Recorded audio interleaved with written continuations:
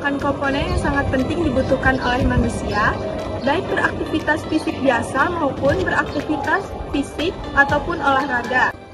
Air merupakan komponen utama yang sangat banyak di dalam tubuh manusia. Sekitar 60% dari berat badan orang dewasa terdiri dari air. Namun tergantung kepada kandungan lemak dan otot terdapat dalam tubuh.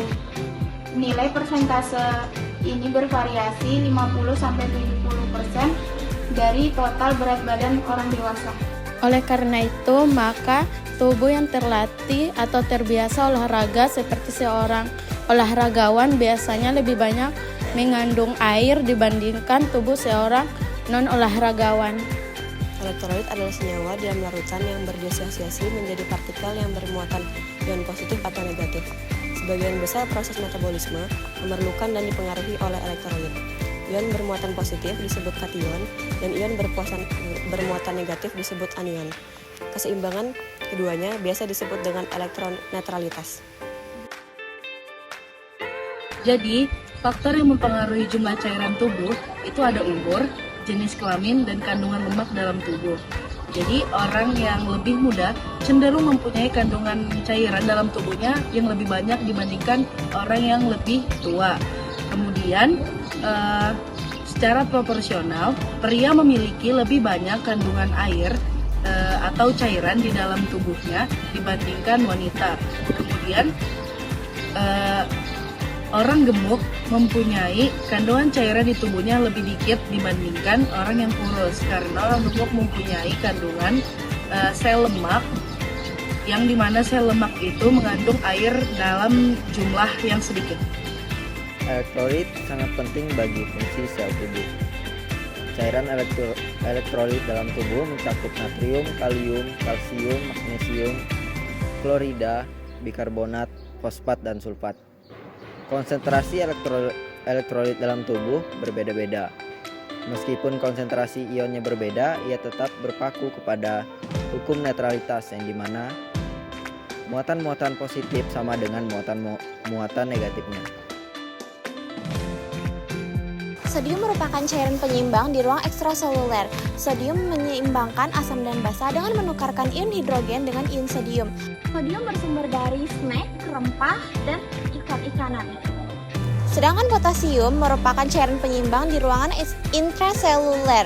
Potasium bersumber dari jeruk, alpukat, melon, dan pisang. Kalsium membentuk garam bersama dengan fosfat karbonat transfluorid di dalam tulang dan gigi. Kalsium memaksimalkan fungsi otot, syaraf, dan muscle. Kalsium bersumber dari ikan, susu, dan sayuran. Selanjutnya adalah ion bermuatan negatif atau anion. Yang pertama, klorid.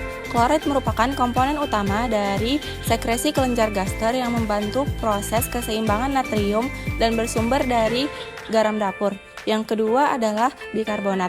Bagian dari bikarbonat buffer system yang bereaksi dengan asam kuat untuk membentuk asam karbonat dan suasana garam untuk menurunkan pH. Yang ketiga adalah fosfat. Bagian dari fosfat buffer system yang berfungsi untuk sebagai energi pada metabolisme sel bersama dengan ion kalsium untuk meningkatkan kekuatan dan kekerasan pada tulang. Kebutuhan cairan harian manusia itu idealnya 1 ml per 1 kilokalori energi yang dikonsumsi.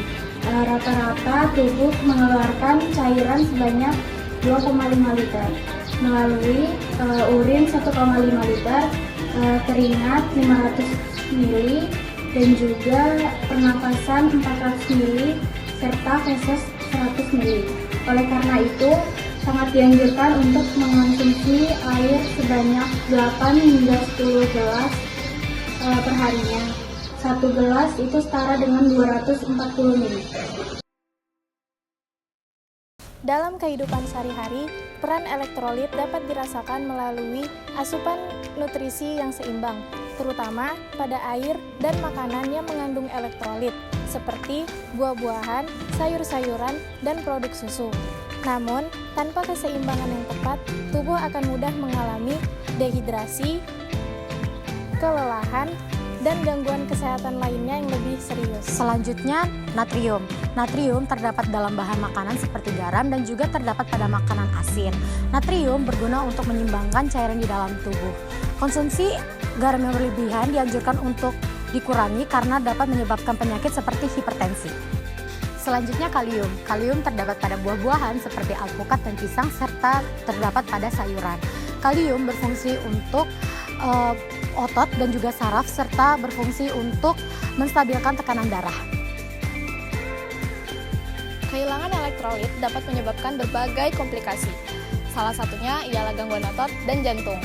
Beberapa tubuh dengan kondisi khusus memerlukan perhatian khusus terkait cairan tubuh, yakni tubuh yang dehidrasi, tubuh yang hipovolemia atau kekurangan volume cairan, hipervolemia atau kelebihan volume cairan, pasien gangguan ginjal, pasien pasca operasi, pasien yang mengalami gangguan metabolik, dan pasien yang mengalami luka bakar atau trauma besar. Jadi di video ini kita udah bahas betapa pentingnya elektrolit buat fungsi metabolisme tubuh kita. Kebutuhan elektrolit ini bisa beda-beda tergantung umur, jenis kelamin, dan komposisi tubuh masing-masing. Nah, penting banget buat kita untuk mengkonsumsi makanan yang kaya akan elektrolit, kayak buah-buahan, sayuran, dan produk susu. Ini semua buat jaga kesehatan dan mencegah masalah yang bisa muncul akibat ketidakseimbangan elektrolit tadi. Dengan semua info ini, kami berharap kita semua bisa lebih perhatian sama asupan elektrolit dalam kehidupan kita sehari-hari. Sekian dari kami, terima kasih.